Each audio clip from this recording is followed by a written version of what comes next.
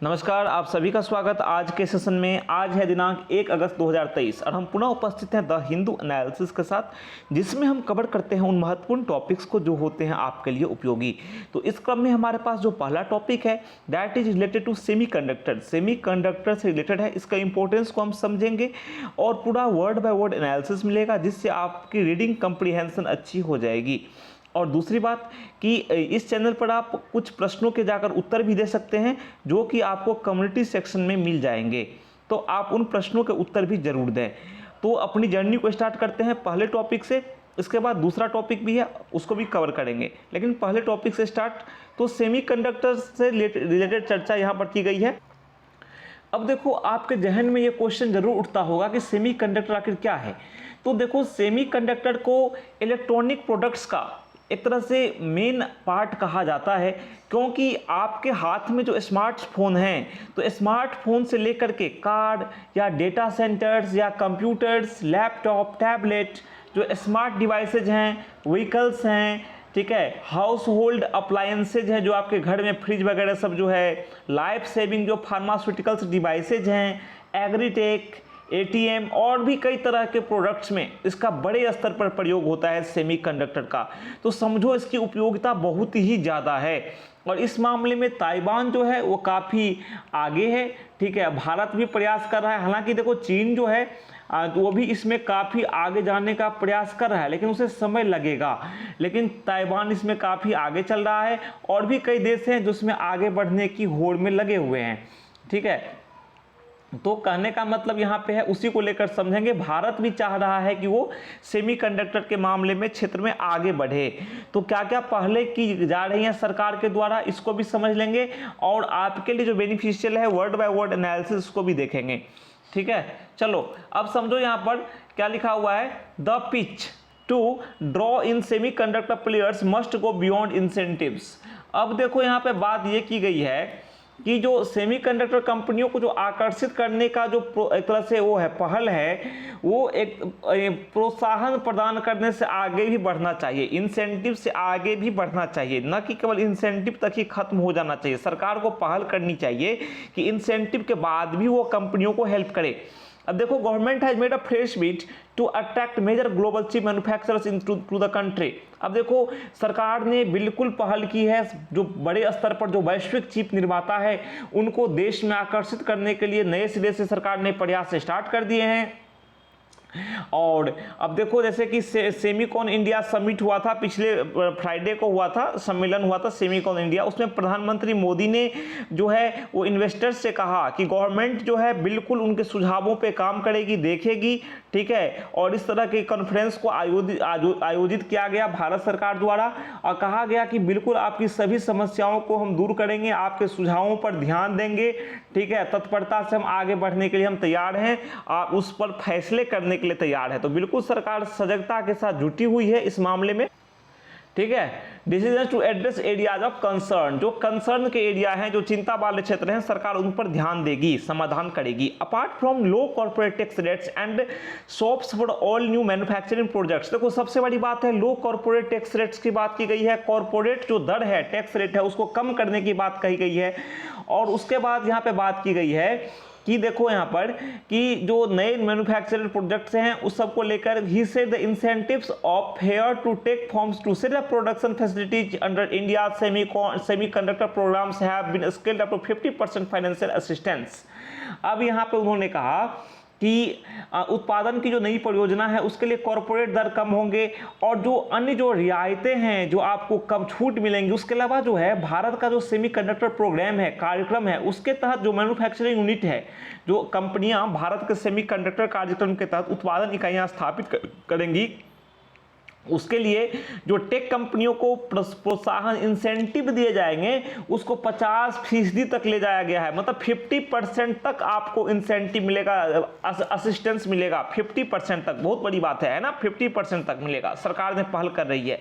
So essentially the government would bear half of the typical large investment outlay that companies commit to undertake. अब देखो, सरकार बिल्कुल 50% आधे तक खर्चे को वहन करने के तैयार है ना। जो इन्वेस्टमेंट, बड़े इन्वेस्टमेंट का जो खर्चा है, व्यय है जो कंपनियों को करना पड़ता है, उसका 50% सरकार खर्च वहन करेगी, तो बहुत बड़ी बात है ये। Ahead of mister Modi US state visit, अब देखो मिस्टर मोदी भारतीय प्रधानमंत्री, उन्होंने जो यूएस की जो यात्रा की थी, ठीक है, तो उस यात्रा से पहले गुजरात में अमेरिका स्थित जो माइक्रोन टेक्नोलॉजी है उसने प्रस्ताव उसके द्वारा जो प्रोपोज 2.75 बिलियन अमेरिकी डॉलर की जो असेंबली, परीक्षण, मार्किंग और पैकेजिंग इकाई की स्थापना के लिए जो एक तरह से जो रास्ता था वो क्लियर कर दिया गया, ठीक है। और उसके बाद फिर ये जो जिस प्रकार से पहल की उस मामले में भारत में देखा गया, जिस प्रकार से 2.75 मिलियन जो का जो असेंबली, टेस्टिंग, मार्केटिंग और पैकेजिंग का जो था उसको क्लियर किया गया, तो उससे क्या हुआ है, इन्वेस्टर में आशा जगी है भारत को लेकर के। इन्वेस्टर्स भारत को लेकर के आश्वासित हुए हैं। The deal perhaps nudged by the two countries cooperation pact to build the semiconductor supply chain has piqued investors' interest and spurred Micron supplies to explore the option of co-located facilities.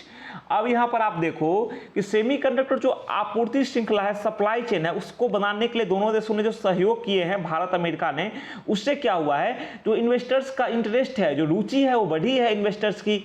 Micron के suppliers जो हैं उसको यह जो इकाइयों की स्थापना संबंधित विकल्प की संभावना तलाशने के लिए मोटिवेट किया है। अब देखो जहां की कई देश जो हैं वो सहयोगी या फंड शोरिंग की व्यवस्था के लिए चिप उत्पादन से जुड़ी आपूर्ति श्रृंखला के क्षेत्र में चीन के जो डोमिनेंस है उससे दूर जाने का सोच रहे हैं। कई सारे कंट्रीज हैं वो चीन के डोमिनेंस को चैलेंज करने का सोच रहे हैं, उससे दूर जाने का, क्योंकि देखो चीन इसका दुरुपयोग भी कर सकता है ना। तो इन्वेस्टर चाह रहे हैं और देश भी चाह रहे हैं कि चीन से थोड़ी दूरी बनाई जाए। But the competition is already fierce, लेकिन जो कंपटीशन है वो पहले से ही बहुत कड़ा है, ठीक है। जो चीन जो है बहुत ही आगे निकल चुका है, बहुत बड़ा प्रतिस्पर्धी है। अब देखो, अब बात करें next, the 52 billion financing support announced by the US for semiconductor makers in 2021 has drawn over 200 billion in commitments। अब देखो अमेरिका ने अनाउंस किया था, है ना, सेमीकंडक्टर मेकर्स के लिए, इन्वेस्टर्स के लिए 2021 में जो है वो अमेरिका ने अनाउंस किया था कि हम 52 बिलियन अमेरिकी डॉलर की वित्तीय सहायता देंगे, ठीक है, अनाउंस किया था। अब उससे क्या हुआ है, 200 बिलियन अमेरिकी डॉलर से ज्यादा के निवेश को आकर्षित किया है ना, निवेश आया उससे। अमेरिका ने जो ये जो फाइनेंशियल सपोर्ट की बात की ना, तो उससे क्या हो गया, तो 200 बिलियन अमेरिकी डॉलर से ज्यादा का निवेश आया। उसके बाद आप देखो जो सब्सिडी है उससे जो आकर्षित होकर के, प्रसन्न होकर के इंटेल जो कंपनी है उसने पूरे यूरोपीय संघ में 80 बिलियन अमेरिकी डॉलर के एक तरह से आउटले का प्रॉमिस किया है, ठीक है। यहाँ देखो, देख सकते हो आप, Intel alone has committed 80 billion in outlay across the European Union. In India, a 10 billion pro-production linked incentive scheme was unveiled for chip makers in late 2021. अब देखो इसी की तर्ज पर भारत में क्या किया गया, तो 10 billion production link incentive scheme लाई गई। प्रोडक्शन लिंक्ड इंसेंटिव स्कीम को हिंदी में बोलते हैं उत्पादन संबंध प्रोत्साहन योजना। ये 10 बिलियन की लाई गई चिप मेकर्स के द्वारा, जो माइक्रोचिप जो सेमीकंडक्टर मेकर्स है, जो उनके द्वारा लेट 2021 के अंत तक। और 20 billion venture announced by Vedanta and Foxconn last year. अब देखो जो 20 बिलियन का जो वेंचर है डॉलर का, वो वेदांता और फॉक्सकॉम ने लास्ट ईयर जो वो किया है, ठीक है। However come undone, it is critical that the Micron investment is hand held till fruition to create an effective exemplar effect. अब देखो आगे समझने वाली बात यहाँ पे ये है, यह महत्वपूर्ण हो जाता है कि जो प्रभावी एक तरह से पहल पैदा करने के लिए, लाने के लिए, कि माइक्रोन का निवेश जो है ना उसको साकार होने तक एक तरह से सहारा दिया जाए, एक तरह से उसे क्या सपोर्ट किया जाए, हेल्प किया जाए। और जो इंसेंटिव के अलावा निवेशकों को एक तरह से ऐसा माहौल देखना होगा जो एक तरह से बिल्कुल सपोर्टिव हो, कामकाज का एक स्थिर माहौल हो। तो वो एविडेंस भारत सरकार को देने होंगे, किसी भी देश को देने होंगे, तभी इन्वेस्टर्स का विश्वास उस हद तक जगता है, ठीक है। Stable operating environment with a predictable policy framework that is not amenable to knee jerk deviation such as export curbs to cope with shortage. अब वही है जो मैंने बताया आपको, ठीक है। तो एक स्थिर माहौल होगा तो उससे निपटने के लिए, या मान लो क्या होगा कि जो कि किसी भी कमी से निपटने के लिए जो निर्यात है, एक्सपोर्ट है, उस पर लगाम लगाने जैसे अचानक जो ऐसे कदम उठाया जाए, ऐसा ना हो। अगर बात आप करो कि नेक्स्ट बात करते हैं हम, ठीक है, they would also compare India trade linkage with world markets through bilateral और multilateral compacts and its approach to tariffs on myriad components that may need to be shift in. अब देखो कि वो जो कंपनियां हैं, जो इन्वेस्टर्स हैं, वो ये भी देखेंगे कि द्विपक्षीय या बायलैटरल या फिर मल्टीलैटरल जो एग्रीमेंट्स हैं, जो समझौते होते हैं, उसके जरिए दुनिया के बाजारों के साथ जो भारत के व्यापार संबंध है और जो कई सारे घटक हैं जिन्हें बाहर से मंगाने की आवश्यकता हो सकती है, उससे जुड़े टैरिफ के बारे में देखेंगे। भाई उसके जुड़े, उससे संबंधित टैरिफ कैसा है, ठीक है, तो भारत आखिर इस मामले में कहां खड़ा है, तो निवेशक ये भी देखेंगे, ठीक है। The prime minister's assurance of understanding the needs of the global chip supply chain needs to be matched by action to assure such concerns. अब देखो भारतीय प्रधानमंत्री मोदी, नरेंद्र मोदी का जो एश्योरेंस है, आश्वासन है कि जो भी समस्या आपकी होगी, यानी चिप निर्माताओं की, इन्वेस्टर्स की जो भी समस्या होगी, है ना, वो एक उसका समाधान किया जाएगा। तो देखो वैश्विक चिप आपूर्ति जो श्रृंखला है, जो वर्ल्ड जो सेमीकंडक्टर सप्लाई चेन है, उसकी जो आवश्यकताओं को समझने का जो प्रधानमंत्री का आश्वासन है, तो इस आश्वासन में ऐसी चिंताएं जो हैं उसके समाधान की जरूरत है ना, उसके समाधान का समावेशन होना चाहिए। और इन सब के बावजूद, है ना, there could be still be many a slip between the lip and the chip. तो इस सब के बावजूद भी देखो वास्तविकता में और जो इसके बीच कई तरह के फासले, डिफरेंस हो सकते हैं, तो कई तरह के स्लिप हो सकते हैं, तो बिल्कुल समुचित पहल करते हुए कदम उठाने की आवश्यकता है ताकि एक इसका बेहतर समाधान मिले। और भारत जो है वो सेमीकंडक्टर के मामले में अग्रणी हो, जो कि कई देश चाहते हैं कि हम इस मामले में आत्मनिर्भर बन सकें, न कि किसी पर्टिकुलर देश का इस पर दबदबा हो। तो आशा है कि आपको इस समझ में आया होगा। अब नेक्स्ट टॉपिक हम लेते हैं, अपने पड़ोसी को लेकर के है, जो हमारा जो पड़ोसी है पाकिस्तान, उसको लेकर बस छोटा सा डिस्कशन है, बताऊंगा। अब देखो ओवर द बॉर्डर लाइन, अब देखो ओवर द बॉर्डर लाइन, अब हम अपने सीमा के पार देखते हैं पाकिस्तान की। देखो तो पाकिस्तान जो है वो आतंकवादियों के साथ जिस प्रकार से डील कर रहा है, उसको लेकर चर्चा की गई है कि पाकिस्तान को आतंकवादियों को अच्छे और बुरे के बीच नहीं देखना चाहिए कि पाकिस्तान समझता है कि ये आतंकवादी हमारे लिए अच्छे हैं तो ये बुरे हैं, इससे काम नहीं चलेगा, ठीक है। अगर मान लो कोई आतंकी संगठन किसी भी देश का अहित करता है तो मानवता का अहित करता है, पाकिस्तान को यह समझने की आवश्यकता है। अभी देखो पाकिस्तान के खैबर पख्तूनख्वा क्षेत्र में अभी आतंकी हमला हुआ, ठीक है। अब उससे क्या है, उसने हमले ने पाकिस्तान से लगा जो उसका अफगानिस्तान का जो बॉर्डर एरिया है, उसमें सुरक्षा की चिंताओं को बिल्कुल दर्शाया है कि बहुत चिंता गंभीर है। 54 लोगों की जान चली गई, 200 से अधिक जो हैं इंजर्ड हैं। अब देखो 2021 में अफगानिस्तान पर तालिबान का कब्जा हुआ, तालिबान उस पर अटैक करके कब्जा कर लिया, ठीक है। अटैक करके क्या, उसने सत्ता हस्तांतरण हुआ, अमेरिका ने हस्तांतरण कर दिया सत्ता, अमेरिका वहां से चला गया, भाग गया।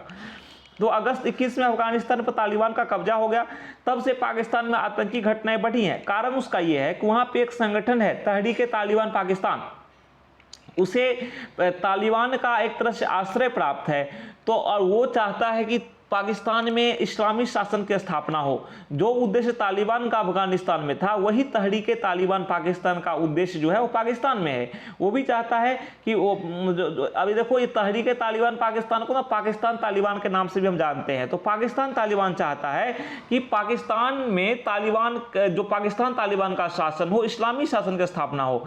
और दूसरी बात कि ये संगठन जो है तहरीक-ए-तालिबान पाकिस्तान, इसके और तालिबान जो है इसके बीच वैचारिक रूप से एक ही जैसे स्थिति है इन दोनों की, इन दोनों के विचार मिलते हैं। हालांकि संगठन अलग हैं लेकिन सपोर्ट उनका इसको बनता है। तो उससे क्या हो गया है, वहां तालिबान का शासन है, तो इस संगठन ने पाकिस्तान के सीमावर्ती क्षेत्रों में हमले ज्यादा तेज कर दिए हैं, ठीक है। और वहां पे यह है कि सुरक्षा जो है एक तरह से कंप्रोमाइज हो रहा है, ठीक है। अगर आप बात करो थोड़ा अतीत में अगर चलें, पाकिस्तान ने किस प्रकार से डील किया है, ठीक है। अब देखो पाकिस्तान ने पहले इन संगठनों को सपोर्ट भी किया है, ठीक है ना, पहले सपोर्ट भी किया है। अफगानिस्तान में जो कम्युनिस्ट विरोधी गृह युद्ध था, उस समय पाकिस्तान ने मुजाहिदीनों को हथियार दिया था, प्रशिक्षण दिया था। 1990 के दशक की बात करें, उसके स्टार्ट में मुजाहिदीन के जो गृह युद्ध हुए थे उसमें पाकिस्तान ने उभरते तालिबान की मदद की थी। 2001 में अमेरिकी आक्रमण में तालिबान का पतन हुआ तो पाकिस्तान ने बिल्कुल डबल स्टैंडर्ड वाला गेम खेला, वो अमेरिकी युद्ध में शामिल हो गया। और तालिबान को एक सपोर्ट भी करता रहा, दोनों काम करता रहा वो, ठीक है। पाकिस्तान के जो सपोर्ट के बिना देखो तालिबान पावर में तो लौट ही नहीं पाता। लेकिन देखो वही है कि जिस प्रकार से वहाँ गृह युद्ध चले हैं अफगानिस्तान में, तो वहाँ के जो मुस्लिम नौजवान हैं वो कट्टरपंथी बन गए हैं। अब पाकिस्तान के लिए भी एक खतरा पैदा हो गया है इससे कारण, ठीक है। तो भारत ने पाकिस्तान ने अपने सीमावर्ती क्षेत्र में पाकिस्तानी तालिबान को हटाने के लिए एक तलाशी अभियान भी चलाया, लेकिन लगता है कि जिस प्रकार से अफगानिस्तान में तालिबान की वापसी हुई है तो पाकिस्तान में वो हमले होते ही रहेंगे। तो पाकिस्तान ने जिस प्रकार से आतंकियों को, आतंकी संगठनों को पनाह दिया है और कुछ संगठनों को अच्छे के रूप में तो कुछ को बुरे के रूप में ट्रीट किया है, ठीक है। तो पाकिस्तान को ये गेम बंद करना चाहिए और समझना चाहिए कोई भी कट्टरपंथी संगठन है, कोई भी आतंकी संगठन है तो वो मानवता का दुश्मन है और उसको एक तरह से पाकिस्तान को उन संगठनों का यूज नहीं करना चाहिए, पनाह नहीं देना चाहिए। अगर आप पनाह दोगे तो आगे चल के वे आपके लिए ही खतरा बनेंगे और बिल्कुल पाकिस्तान उसी की कीमत वर्तमान में चुका रहा है। तो हो सकता है आने वाले समय में पाकिस्तान इस बात को समझे, वहाँ की जो राजनीतिक व्यवस्था है वो इस बात को समझे, वहाँ की सेना जो है, ठीक है, या आईएसआई जो है वो इस बात को समझे और एक बेहतर स्थिति की बहाली की उम्मीद की जाए। तो आज हमने 2 टॉपिक डिस्कस किए, आशा है कि आपको समझ में आया होगा। एक टॉपिक को तो वर्ड बाय वर्ड हमने डिस्कस किया, दूसरे को मैंने पूरा एक ब्रीफ में एनालिसिस बता दिया कि क्या इसमें बताया गया है, ठीक है। तो फिर मिलते हैं कल नए सेशन में, तब तक के लिए आज्ञा दीजिए। ओके, नमस्कार, थैंक यू।